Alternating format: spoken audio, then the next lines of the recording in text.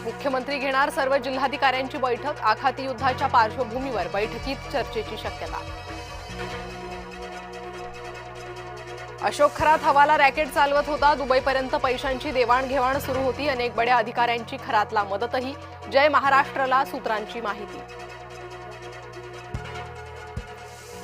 अशोक खरात विरोधात शुक्रवारी रात्री उशिरा 2 गुन्हे दाखल। एका महिलेची लैंगिक शोषणाची तर एका इसमाची फसवणूक केल्याप्रकरणी तक्रार। विधान भवनात प्रवेश मिळवण्यासाठी मोठा गैरप्रकार उघड। बनावट प्रवेशिका प्रकरणात 7 जणांवर गुन्हे दाखल। अर्थसंकल्पीय अधिवेशनात केलं होतं 50 बनावट पासचं वाटप। मंत्रिमंडळ फेरबदलाचा निर्णय एकनाथ शिंदेच घेतील। मंत्री आशिष जयस्वाल यांचं विधान।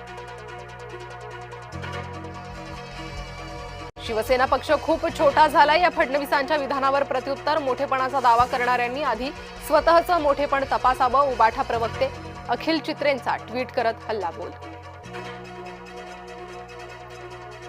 नाशिकमधील बहुचर्चित म्हाडा घोटाळा प्रकरण। गुन्हे दाखल असलेल्या बांधकाम व्यावसायिकांचा अटकपूर्व जामीन अर्ज फेटाळला। नाशिक जिल्हा न्यायालयाचा मोठा निर्णय। संभाजीनगर जिल्ह्यातील धक्कादायक प्रकार उघड। अल्पवयीन मुलीवर अज्ञाताकडून अत्याचार। घरात एकटी असलेल्या मुलीला नेलं उचलून। अजित पवारांच्या विमान अपघाताचा मुद्दा लोकसभेत। खासदार सुप्रिया सुळेंकडून कालमर्यादित चौकशीची मागणी। वरंध घाट दुरुस्तीच्या कामासाठी राहणार बंद। 25 मार्च ते 30 एप्रिल दरम्यान वरंध घाट बंद। पुणे जिल्हाधिकारी जितेंद्र डुडी यांनी काढली अधिसूचना।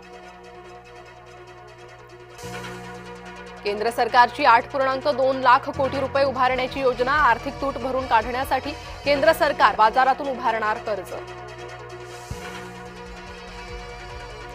सरकारकडून 858 कोटी रुपयांचे 2 संरक्षण करार। भारतीय लष्करासाठी तुंगुस्का हवाई संरक्षण क्षेपणास्त्र खरेदीचा करार। रशियासोबत केला महत्त्वपूर्ण करार।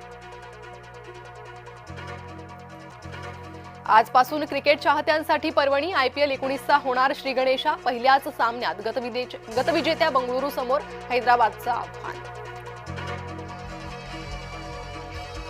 चेन्नई सुपर किंग्सला मोठा धक्का। माही पहिले 2 आठवडे सामने खेळू शकणार नाही। दुखापतीमुळे धोनीला आरामाचा सल्ला।